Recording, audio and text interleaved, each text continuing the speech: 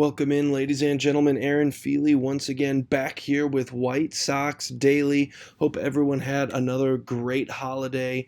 We're back here, though, for the end of the week. A little bit of a end-of-week recap of some news stories here for the Chicago White Sox, as we'll go ahead and jump right into it.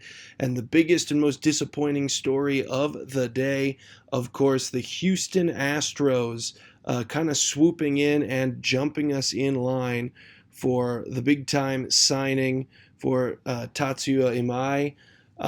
The White Sox faithful certainly had their hopes up after some articles had been breaking recently that the Chicago White Sox had thrown their hats into that ring, that there were some connections with the Murakami signing and, some of the relationships that he would have with some of these other big Japanese stars, including Imai. That the Chicago White Sox now had interest there, that they were reaching out to him and his agent, and that they were obviously trying to directly compete head-to-head with the Chicago Cubs as well for his services, who we now also know were the next in line. They were kind of the team that Houston ended up outbidding there toward the end. They were the second highest bid given to Imai for his services this upcoming season. Certainly a big blow to the White Sox. I think Cubs fans probably sharing our pain at this time. The Chicago Cubs, a team that had to pitch a relief pitcher in a starting role in a massive Game 5 last season in the postseason.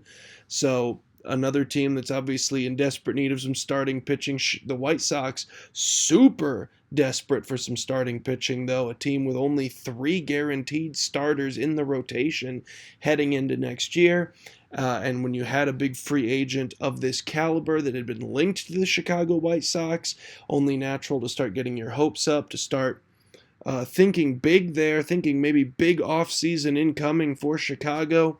Not to be at this time. Those pesky Houston Astros just continue to be a thorn in our side. I don't know, they might still be mad over 20 years ago, no idea, but they just keep popping up as major thorns in the White Sox side, obviously knocking us out of the playoffs in our last trip to the postseason.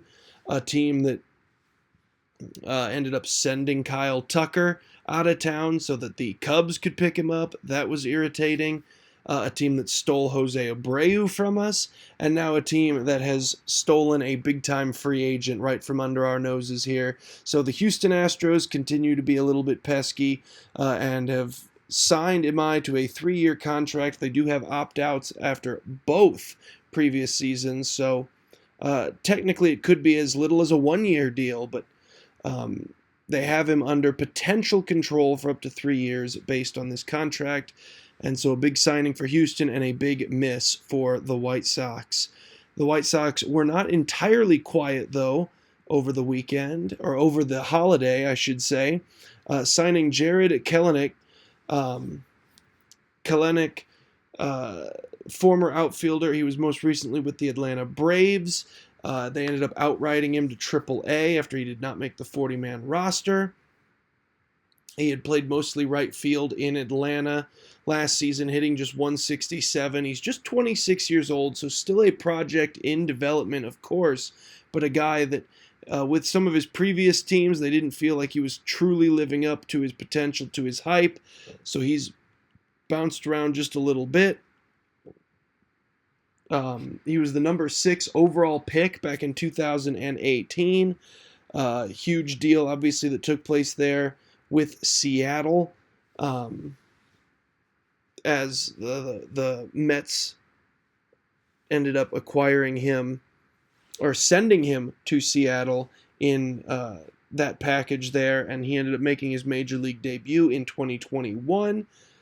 He was MLB Pipeline's number 4 prospect at one point, and he just, to this point, not quite lived up to those hefty standards. I mean, obviously, we've already talked about the Chicago White Sox potentially interested in bringing Yoan Moncada back into the fold.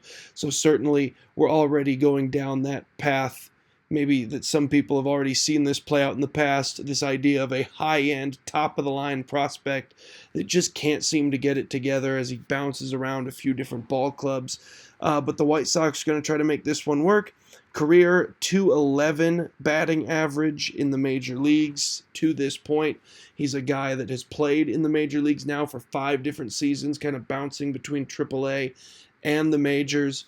Just has not been able to find his footing as a major league player to this point. He has had a couple of decent defensive seasons out in right field, and the White Sox potentially maybe just see this as a potential flyer, a potential, well, he's only 26, let's see what he can do. And the White Sox, a team desperately in need of any help they can get filling out this outfield. So I suppose from that sense, the move makes a little bit of sense. He's a guy with upside and a guy that you're not paying a great deal of money, so why not? It's a minor league deal from the get-go, so there's no telling that he'll even be someone that they look to contribute in right field in any sort of platoon. He could just stay in AAA all year for all we know. That's been kind of where his career has been kind of trajecting towards to this point, is maybe a career minor league player. But the White Sox taking a swing at it. If he is going to get an opportunity to try to bounce back and earn significant playing time in right field anywhere in the league, that place is probably here with the White Sox in 2026, the weakest right field situation in all of baseball. So I say, why not? Take a flyer on him, see what you can get out of it. And we kind of just brushed on the Yoan Moncada situation once again and kind of leaning into that once again another day. Another ex-White Sox player linked to a return to Chicago.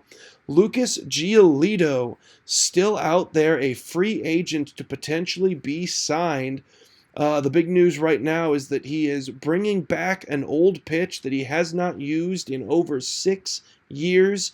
Lucas Giolito claiming that he is currently working on his two-seam fastball once again, a pitch that he kind of started to abandon around 2019 as he wanted to work on his changeup a bit more and incorporate that more into his game, which of course then during the prime of his career there from 2019 to about 2022, he was using that changeup with elite precision. That kind of became his best pitch for a very long time. But he was a guy that mostly just used his four-seam changeup and then would occasionally throw a curveball or a slider just to mess with teams. He hadn't used that two-seam pretty much since 2018, but he wants to bring it back as a guy that kind of had a down year last year in Boston. Knows Boston's not going to be bringing him back. He's still out there in free agency. And in an attempt here with a kind of somewhat slow starting pitching market to this point, wants to do what he can to try to instill some more interest from other ball clubs that might be interested in bringing in more starting pitching to this point. And the Chicago White Sox, a team very much in the fold to be aggressive in that general tier of starting pitching, guys that can come in and be a fourth, fifth type starter. Lucas Giolito right now at this point in his career is right about that. I think he's a guy that, if they bring him back, couldn't be much worse than their other options right now as far as starting pitching is concerned. If they don't make a move, you're just pulling guys out of the bullpen and asking them how many innings they can go at this point. So, a Giolito return could make sense. We've got some rumors now already buzzing around in places like MLB.com articles, ESPN articles, things of that nature. Giolito's been in Chicago doing some workouts already at the University of Illinois in Chicago. Could be a return that just makes some sense, especially being in a position the White Sox desperately could use any help they could get at this time. And then we're going to kind of wrap things off today talking about what the White Sox biggest New Year's resolution should be this year. And that's going to be the power hitting. Murakami's going to be a big help. Stick him at first base. And if he pans out, if he lives up to his potential right off the bat in this first season, I think you're going to see a lot of balls flying off that bat. I think you're going to see some serious power increases for Chicago. I think Colson Montgomery is going to continue to be just a phenomenal home run hitter. You've obviously still got Lenyn Sosa who can come in either as a DH or as a spot infielder when you need him and supply some home run power. Luis Robert, as far as this moment in time right now, is still on the Chicago White Sox roster. And if he stays healthy, we all know what kind of a special home run threat he could be. I think if all of the stars align you could see a massive jump for Chicago this year, and it's something that they desperately will be needing. Benintendi had a nice year last year with the power numbers. I'm not sure you can expect that to just keep on, you know, blowing right through. That might have been a one-off. He was really lacking in the home run category prior to last season since signing with Chicago. So probably not something that you're going to bank on. You're certainly not banking on productive power out of right field right now. So you're going to have to find ways to really make sure that some of these other guys keep progressing. Miguel Vargas is going to have to really step it up. You're going to have to hope Montgomery keeps going. Murakami is able to live up to the hype. Hope Luis Robert stays healthy. Kyle Teal's a guy that can hit home runs, but to this point has been more of a contact hitter, a get-on-base kind of guy. You're hoping that he takes a pretty major step going forward, as well as Edgar Cuero as well. And yeah, Chicago, that's going to be the biggest thing this coming season. The make or break to whether or not this is going to be a bog standard, another year of the rebuild, or if they can make that next jump to potentially competing for a wild card spot or competing for what might be a fairly weak American League Central. It's going to all depend on how many they can put over the fence.